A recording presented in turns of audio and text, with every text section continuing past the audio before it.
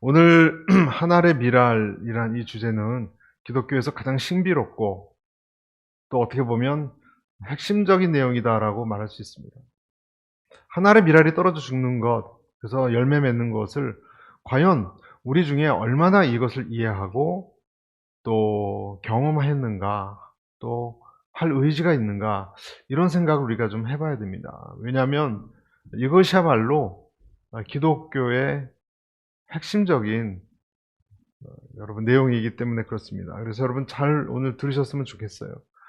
오늘은 헬라 사람들이 와서 예수님에게 질문한 거예요. 헬라 사람들이라고 하면 그리스 지역의 이방 지역의 사람들에게까지 예수님의 소문이 다 퍼져서 거기 있는 사람들이 도대체 예수님이란 저분은 메시아라고 하는데 도대체 어떤 분인가, 어떤 말씀을 전하는가, 어떤 기적을 베푸는가, 이런 것이 궁금해서 온 사람들이에요. 그 사람들이 오니까 예수님이 이렇게 바라보시면서 그것을 이제 제자들에게 부탁하고, 제자들이 또 예수님에게 그리스 사람들이 예수님 좀 뵙자고 합니다. 예수님이 오늘 뭐라고 얘기하시냐면 23절에 이렇게 나왔습니다. 인자가 영광 받아야 할 때가 왔다. 이게 무슨 말인가? 인자가 영광 받아야 할 때가 왔다. 그리고 오늘 이 미랄이 떨어져 죽는 비유를 말씀하신 거거든요.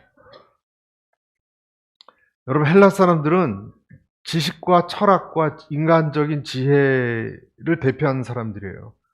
도대체 예수님의 말씀에 그 철학적 깊이가 얼마나 있나 보자, 이런 식으로 지식 때문에 온 사람들인데, 이 사람들을 보시고 예수님이 이해가 잘 안 된 얘기를 하시는 거예요. 인자가 영광을 받아야 할 때가 왔다. 이게 무슨 말입니까?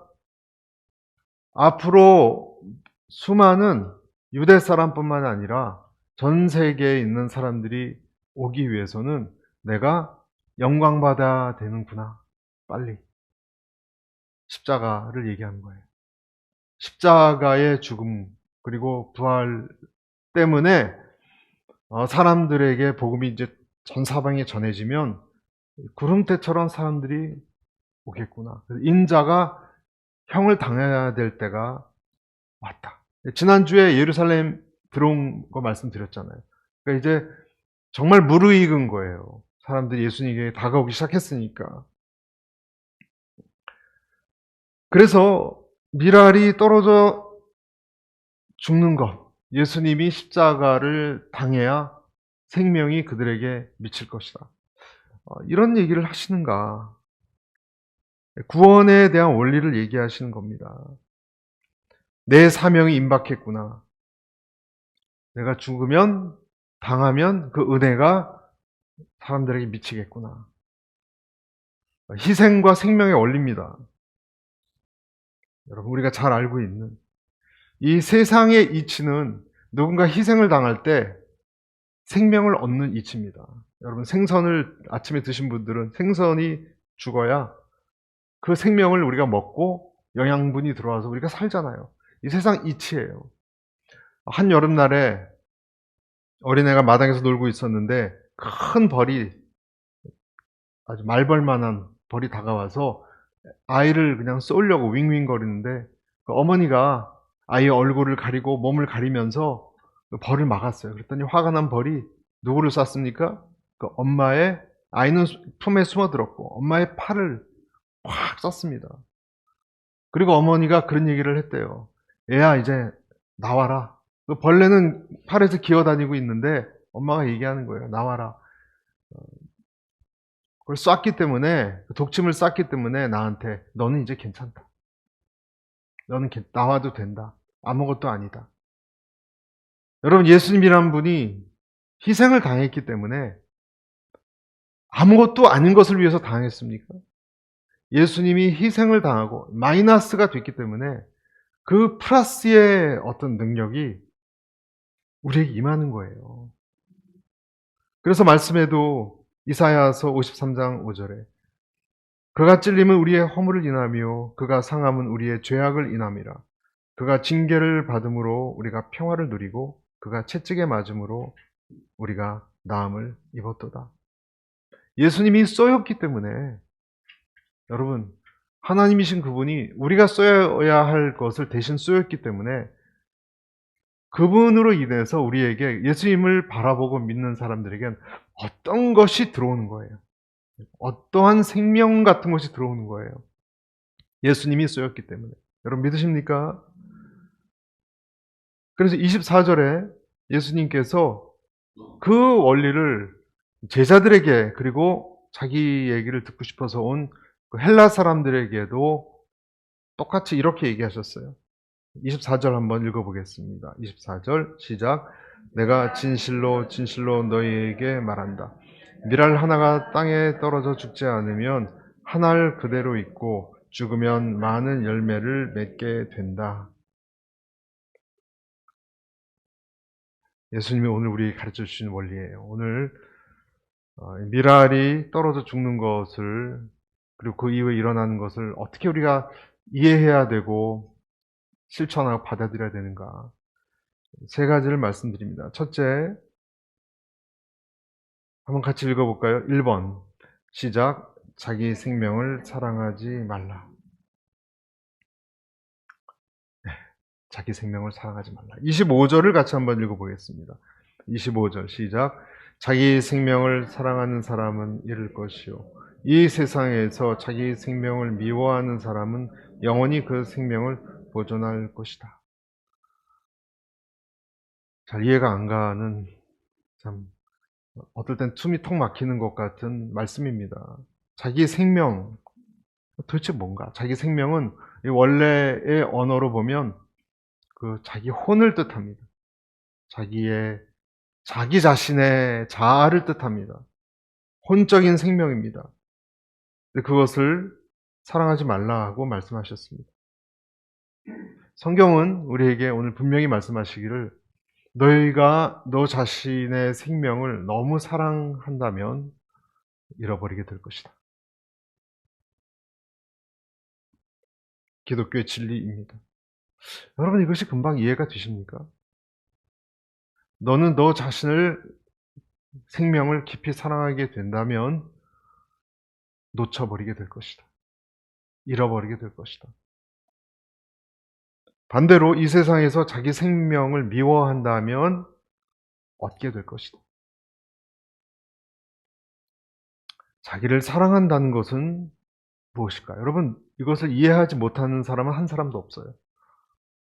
자기를 사랑하는 것, 자기가 자기 자신에게 빠져서 자기가 자기 자신을 물가에서 쳐다봤더니 너무 반했어요. 자기 모습을 보고. 그래서 사랑에 빠졌는데 알고 봤더니 그것이 자기 자신이라는 것을 깨닫고 자살한 그리스 신화, 그 사람이 시지프코스입니다. 그 사람이 나르키소스입니다. 그래서 나중에 수선화가 됐다라는 내용이 있죠. 여기서 나르시즘이 나왔어요. 나르시코스. 자기가 자기에게 사랑에 빠졌어요. 얼마나 자기를 사랑한 겁니까? 자기 도취, 자기 연민, 다 자기를 사랑하는 거예요. 근데 이런 태도가 성경에서는 근본적인 죄라고 말해요. 자, 어떨 때 이해가 잘 가지 않죠.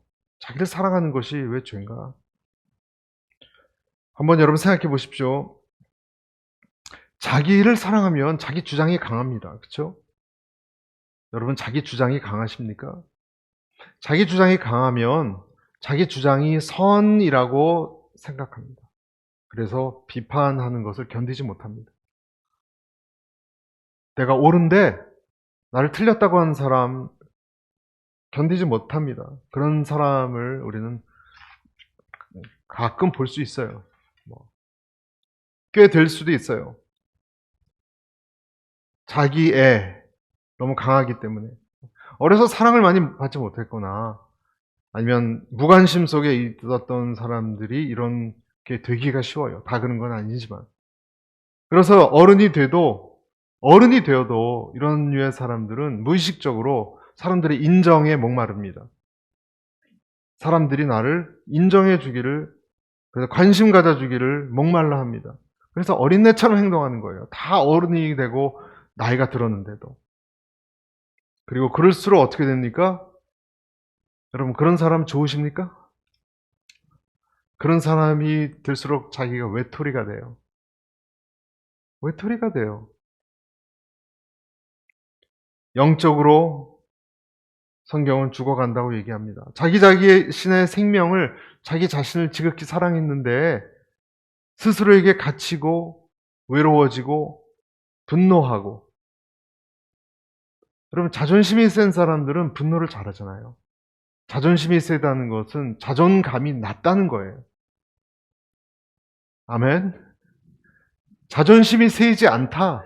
여러분, 자존감이 높은 거예요. 항상 반대로 움직여요. 그렇다면, 그런 사람이 있다면 여러분 안에 그 딱딱한 호두 같은 것은 뭡니까? 깨지지 않는 것. 그것이 자기 자아예요. 자기예요. 예수님도 들어올 수 없는 그 벽.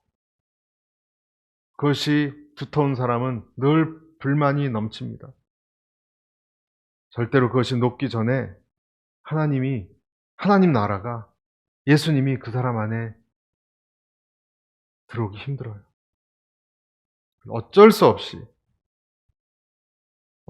그것이 녹도록 하나님은 환란의 음침한 골짜기로 그 사람을 인도하실 때가 많아요. 고린도 후서 1장 9절에 이런 말씀이 있습니다. 우리는 마음에 사형 선고를 내려야 했습니다. 그렇게 된 것은 우리 자신을 의지하지 않고 죽은 사람들을 살리시는 하나님만 의지하도록 하기 위함이었습니다.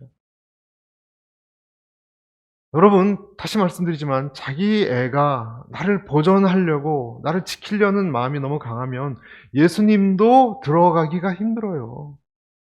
예수님도 들어가기 힘들어요. 그러면 예수님이 문을 부수고 들어가십니까? 예수님 그렇게 들어가시지 않아요. 문 밖에 서서 뭐라 그랬어요? 문 밖에 서서 두드리노니.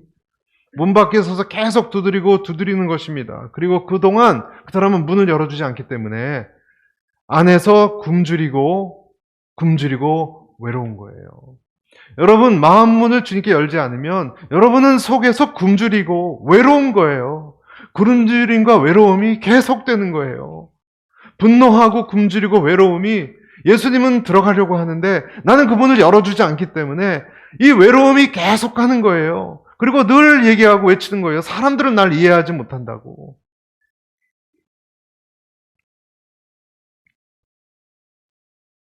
여러분, 그 사람이 속으로 녹기 전에, 마음이 풀어져서 문을 열기 전에 예수님이 왜 문을 박차고 부수고 들어가지 않는지 아십니까? 예수님이 그렇게 강제로 들어가셔도 들어가면 그 사람은 또 고함을 칠 거예요. 왜 함부로 내 집에 들어오셨냐고. 허락도 없이 아무리 예수님이라고 들어오시면 되냐고. 자존심이 강한 사람은 누가 도와주려고 해도 거절합니다. 제가 과거에 농촌 봉사활동을 간 적이 있었는데 거기서 어떤 집은요, 청소하러 갔거든요. 교인들하고. 어떤 집은 도대체 더러워서 볼 수가 없어요. 밖에도 그렇고 안도 지저분하고 청소하려고 청소 도구 들고 다 갔는데 버럭 소리치면서 못 들어온다는 거예요. 못 들어온다는 거예요. 그렇게 살면서. 여러분, 도심의 신장로를 내려고 하는데 어떤 할아버지가 만약에 집을 좀 허물고 이 도로를 내서 마을 사람들이 좀 해피하게 살도록 좀 합시다. 내 눈에 흙이 들어오기 전까지 난 절대로 안 된다. 이 조상 대대로 내가 지켜온 집인데. 그냥 그 명분 때문에 가족도 반대하고 다 하는데 꼿꼿이 본인이 반대해서. 어차피 여러분 할아버지 돌아가시면 그 집은 헐리지 않겠습니까? 그럼 마을 사람들도 도로가 들어오면 얼마나 행복해집니까? 그런데 안 된다고, 절대 팔 수 없다고. 그때까지 주변 사람들은, 가족들은 그 자아가 강한 사람 때문에 고통받습니다. 여러분의 마음이, 여기 계신 분들은 그러지 않겠지만 강한 분이 있다면 자존심이 강하고 내 주장이 강하고 그것 때문에 주변에서 피가 흐르지 않는 동맥경화처럼 그런 일이 발생한다는 것, 진전이 안 된다는 것 여러분 아셔야 되고, 그렇기 때문에 그런 분들은 마음이 녹아야 됩니다. 여러분, 우리의 마음이 녹게 되시길 바랍니다. 우리는 그렇게 얘기해요. 내 상처가 중요하다. 내 위신이 중요하다. 어떻게 지금까지 살아왔는데 네, 그 마음은 다 이해합니다. 그러나 여러분, 상처 없는 사람 별로 없습니다. 주님 앞에 녹아야 됩니다. 녹여야 됩니다. 내 상처와 내 인생의 이 고생한 내 울분, 이거보다 더 중요한 것이 없다. 그렇게 생각하지 마시고 더 중요한 분이 계시다 하는 것을 인정해야 됩니다. 그 중요한 분이 누구시죠? 예수님이세요.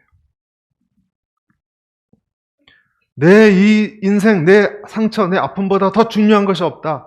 그 고집을 내려놓으셔야 돼요. 왜냐하면 하나님이 그렇게 말씀하신 거기 때문에.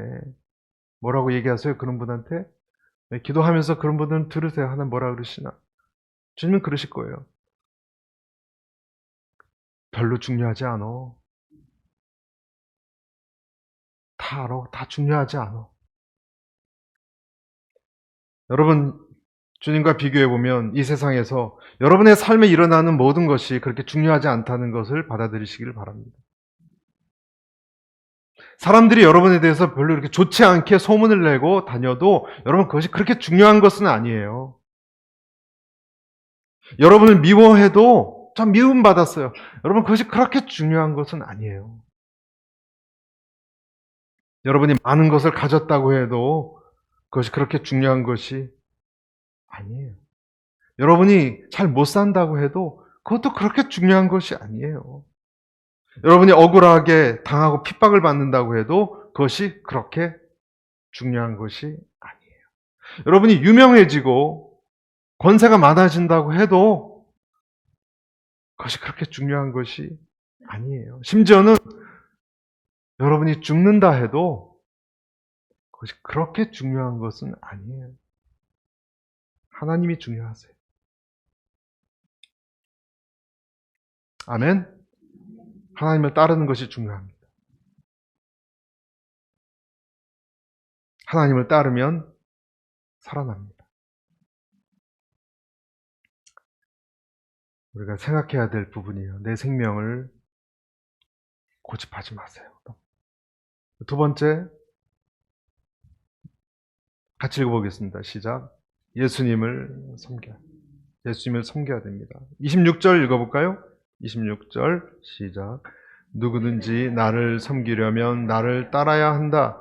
내가 있는 곳에 나를 섬기는 사람도 함께 있을 것이다. 누구든지 나를 섬기면 내 아버지께서 그를 귀하게 여기실 것이다. 나를 내려놓는 것이, 내 생명을 미워하는 것이 어렵죠. 물론. 그럼 어떻게 할 수 있습니까? 예수님에게 시선을 돌리는 것입니다. 예수님을 바라보는 것입니다. 여러분, 내가 살기 위해서 나를 보지 않고 예수님을 본다는 것, 여러분 신기하죠? 네, 그 방법이 우리를 살리는 유일한 방법이에요. 내 상처만 묵상하면 점점 구렁텅이로 빠져요. 예수님을 바라봐야 되는 거예요. 너는 나를 바라봐. 너 아픈 것 알아. 뱀에 물렸지? 노뱀을 바라봐. 그랬잖아요? 너를 보지 마. 너를 보면 더 화가 날 거야. 더 외로워질 거야. 더 비참해질 거야. 넌 나를 바라봐. 주님 안 보고 저를 봐야 살 것 같은데, 아니, 너는 너를 안 봐야 살아. 오늘 이 그리스 지방에서 온 이 그리스 사람들이 지식으로 예수님을 이해하려고 했는데, 예수님은 뭐라고 말씀하시냐면, 나를 섬기려면 나를 따라야 된다. 내가 있는 곳에 나를 섬기는 사람도 있다. 무슨 말입니까? 나를 섬기는 사람은 내가 그 안에 있다 뜻이에요. 그렇죠? 나를 섬기는 사람, 내가 있는 곳에 나를 섬기는 사람도 함께 있을 것이다. 예수님이 내게 들어와야 내 생명도 그렇게 애지중지하지 않게 됩니다. 원리입니다. 예수님이 여러분의 마음 안에 들어오시게 되기를 축복합니다. 저는 논리적으로 어떻게 예수님이 들어와서 그렇게 예수님을 섬기게 되는지 말씀드릴 자신이 없어요. 이런 유의 것은요, 그냥 일어나는 거예요. 일어나는 거예요. 예수님과 연합하는 것, 예수님이 내 안에 들어와서 예수님을 바라보게 되는 것, 설명이 잘 안 돼요. 논리적으로. 한 단계 한 단계. 기독교예요. 기독교는 설명이 잘 안 되는 거예요, 여러분. 근본적으로. 우리가 이렇게 열심히 설교도 듣고 뭐 공부도 하지만 여러분 그렇게 된다고 하나님이 여러분에 들어가는 거 아니거든요. 하나님이 들어간 사람을 이해시키기 위해서 성경 공부가 있는지도 몰라요. 그냥 임하는 거예요. 그리고 바뀌는 거예요. 여러분, 임하고 그러면 바뀌어요, 사람이. 완전히 달라지니까. 완전히 다른 세계예요, 여러분. 기독교는 어떤 경우는 이 밀 하나가 땅에 떨어져서 죽어서 다시 태어난 이 신비로운 것과 비슷해요, 그래서. 삶을 살아다가 우리는 여러 가지 이유로 땅으로 곤두박질 치는 때가 있습니다. 하나의 미랄이 떨어졌다 그랬잖아요. 여러 가지 이유로 곤두박질 칠 때가 있습니다. 떨어지는 속도나 뭐 얼마나 높은 데서 떨어졌는가 이건 사람마다 달라요. 건강이나 뭐 여러 가지 인간관계나 뭐 사업이나 떨어질 때 떨어지는 걸 막을 수도 없다는 걸 알아요. 우리는. 그리고 고난이죠. 고난이 일어나면요 우리에게 어떤 부분이 죽습니다. 팍 죽습니다. 기가 꺾인다라고도 해야 되나요?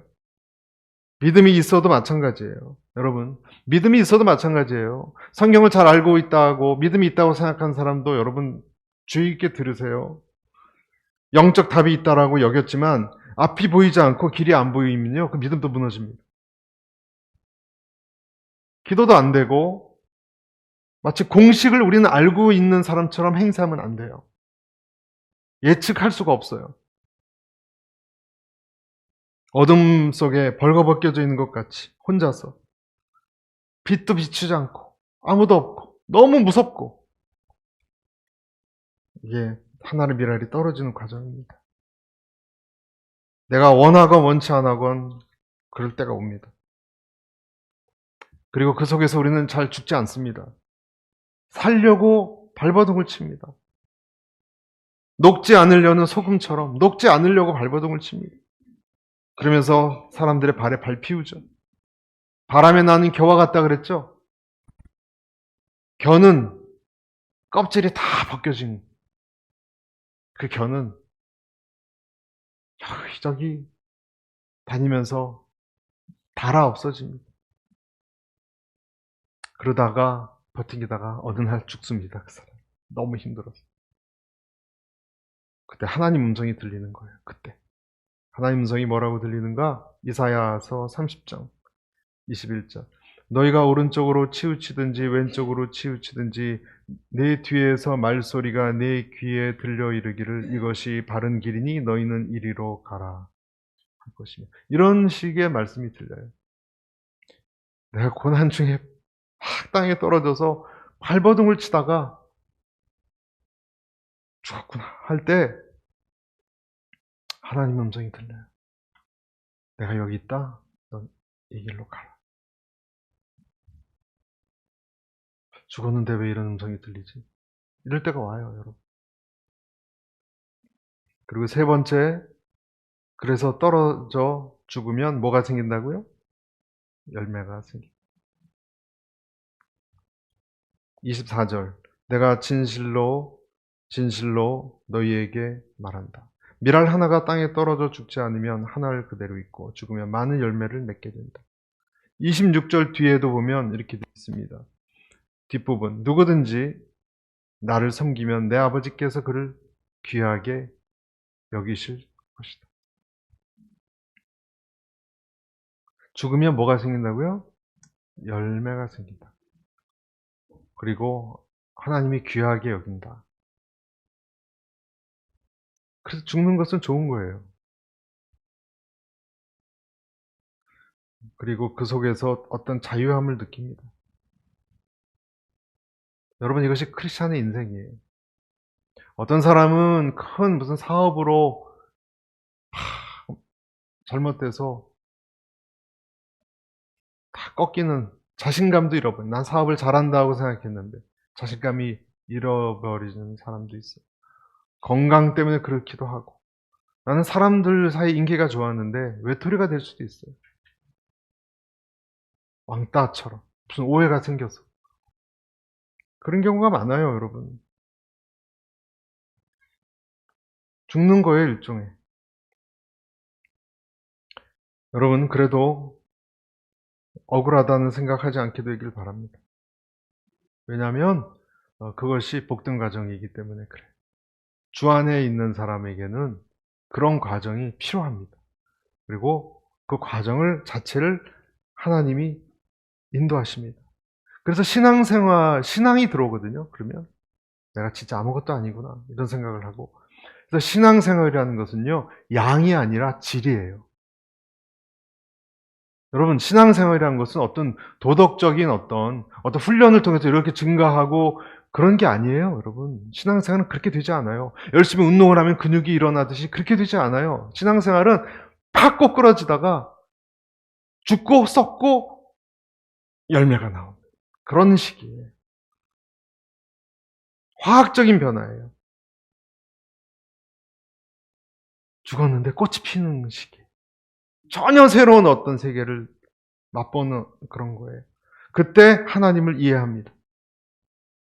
아, 이것이 기독교구나. 뭐 열심히 공부하고 지식이 늘고 이렇게 살아가고, 그게 아니에요, 여러분.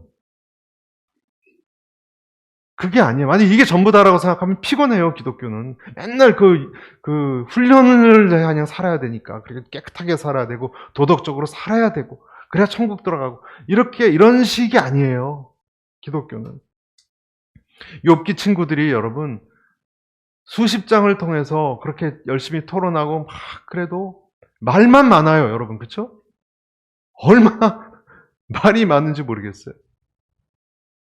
거의 40장 가까이 그렇게 토론을 하고 이야기를 하고, 그런데 제일 끝에 정작 하나님이 등장해서 욥에게 뭔가를 얘기해 주시니까, 하나님이 나타나서 경험하니까 욥이 뭐라 그랬습니까? 내가 죽게 대하여 귀로 듣기만 하였사더니 이젠 눈으로 주를 배웁나이다. 귀로 들었을 때는 잘 몰랐는데 눈으로 이제 경험하니까 이제 깨달아집니다. 그 뜻입니다. 여러분, 그래서 그런 과정 원망할 수가 없어요. 왜냐하면 많은 경우 하나님이 하시는 거기 때문에. 여러분, 한나 아시죠? 사무엘을 출생한 한나가 자식이 없었거든요. 사무엘상에 보면 재밌는 표현이 나옵니다. 사무엘상 1장 5절에 그러나 여호와께서 그로 성태지 못하게 하시니, 이렇게 돼요. 그러나 여호와께서 아기를 못 나게 하시니, 또 6절에도 여호와께서 그로 성태치 못하게 하심으로 그 대적 분인나가 그를 심히 격동하여 번민케 하더라. 그러니까 두 번이나 한나가 아기 못 낳고 정말 나중에 너무 괴로워서 엘리 제사장한테 가서 몸부림치고 어떻게 해달라고 그랬지 않습니까? 그렇게 괴롭게 한 것이 누가 못하게 아기를 못 낳게 했는가? 여호와께서 막았다 해요. 두 번이나 나와요. 여호와께서 미랄이 땅에 떨어지는 것 같은 과정을 인도한 거예요. 왜 그랬을까? 제가 말씀드린 것처럼 한나가 구로하면서 몸부림치며 기도하면서 자기를 미랄이 되어서 하나님 앞에 죽는 그 과정을 하게 해야 했으니까. 그래서 다시 살아나야 하니까. 그래서 하나님께 나왔더니 사무엘이라는 열매가 나왔습니다. 가장 성결한 이 어둠의 시대를 일깨우는 선지자가, 최초의 사사가, 선지자가 나왔습니다.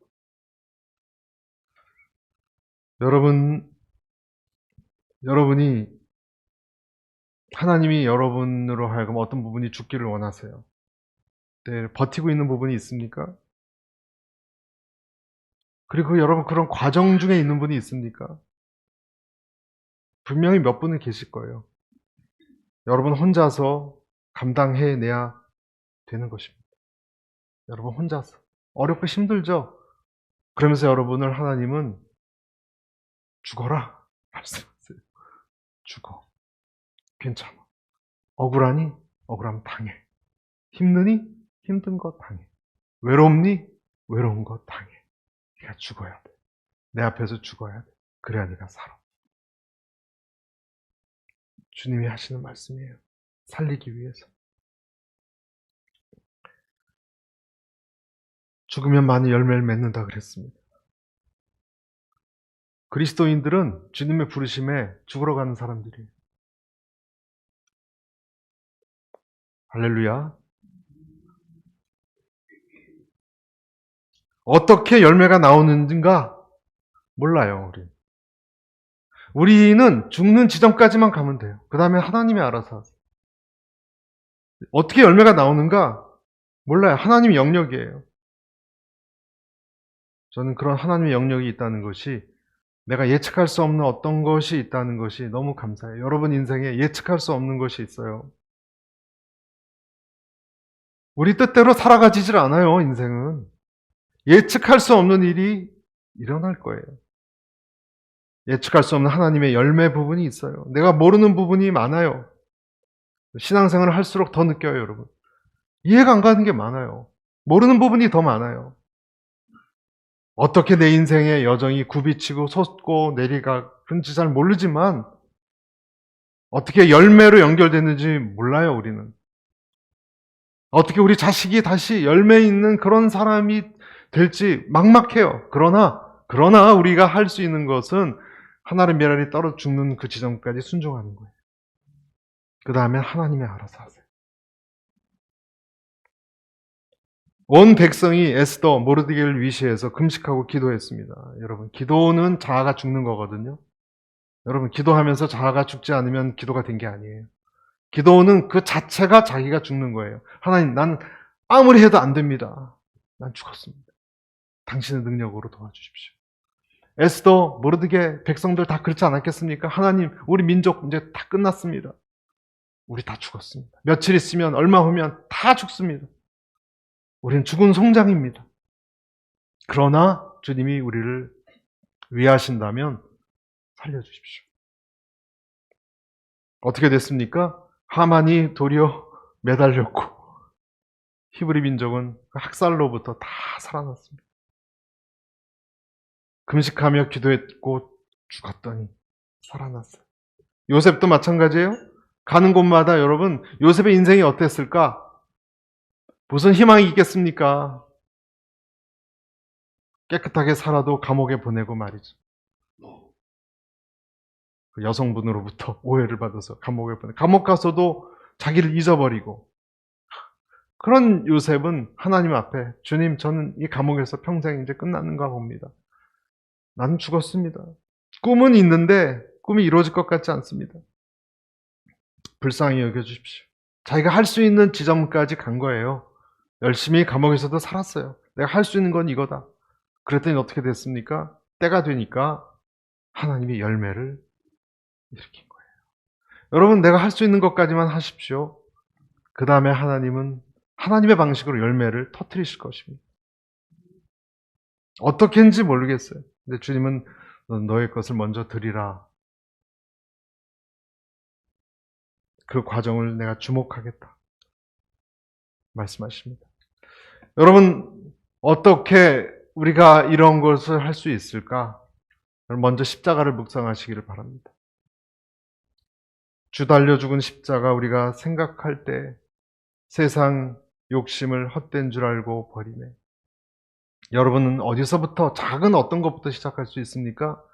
두 가지 말씀드릴게요. 여러분, 주장을 죽이십시오. 다른 사람의 이야기를 들으십시오. 여러분의 남편의 이야기를 들으십시오. 여러분 남편의 영혼이 원하는 것을 들으십시오. 여러분의 아내의 말을 들으십시오. 여러분의 고집을 죽이십시오. 하나님의 말씀을 들으십시오. 하나님께 순종하지 않겠다고 하는 그 마음을 죽이십시오. 죽어야 길이 보입니다. 이 두 가지. 제 목사로서 제 역할은 이걸 도와주는 겁니다. 저는 그렇게 할 수 없어요. 여러분이 하셔야 돼요. 저는 도와주는 거, 이런 길이 있다. 여러분이 그것을 행할 때 여러분 삶에 혁명이 일어납니다.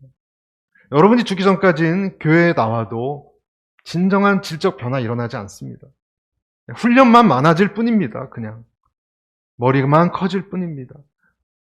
여러분, 그런 머리만 커지고 주장 강한 사람 볼썽사납지 않습니까? 같은 교인이지만 여러분이 보시기에도 하나도 자기 주장을 철회하지 않고 자기가 옳다 그러고, 사람은 갈 길이 있는 거예요. 내가 주님 앞에서 문을 열어드려야 됩니다. 그것은 어떨 땐 두렵고 나를 부정하는 것은 두려워 보이지만, 그것을 내가 시작할 때 주님께서 나를 만지기 시작할 것입니다. 내 인생을 만지기 시작할 겁니다. 여러분, 항상 그랬어요. 제가 만났던 성도님이나 저 역시 하나님 앞에 그냥 겉으로 주님께 순종하겠다 그럴 때가 아니라 정말 나를 하나님께 못 받고 내 주장을 꺾었을 때 역사가 일어났어요. 응답이 일어났어요. 그런 성도들이 그 지점까지 왔을 때 역사가 일어났어요. 병이 낫건 사업이 회복이 되건 다 그때 일어났어요, 여러분. 그냥 밋밋하게 있을 때 일어나지 않아요, 여러분. 하나님이 주목해서 보시기 때문에. 기독교는 실력이 느는 종교 아닙니다. 기독교는 죽는 종교고 다시 태어나는 체험을 겪는 종교예요. 그래서 나를 다시 발견하는 체험이에요. 나를 다시 발견해요. 아, 인생이 이런 거였구나. 내가 이런 존재구나. 빌립보서 3장 8절 9절 내가 참으로 모든 것을 해로 여기는 것은 내 주 그리스도 예수를 아는 지식이 가장 고상하기 때문입니다. 그분으로 인해 내가 모든 것을 잃어버리고 심지어 배설물로 여기는 것은 내가 그리스도를 얻고 그 안에서 뭐라고요? 발견되기 위한 것입니다. 이 세계를 맛보시기를 축복합니다.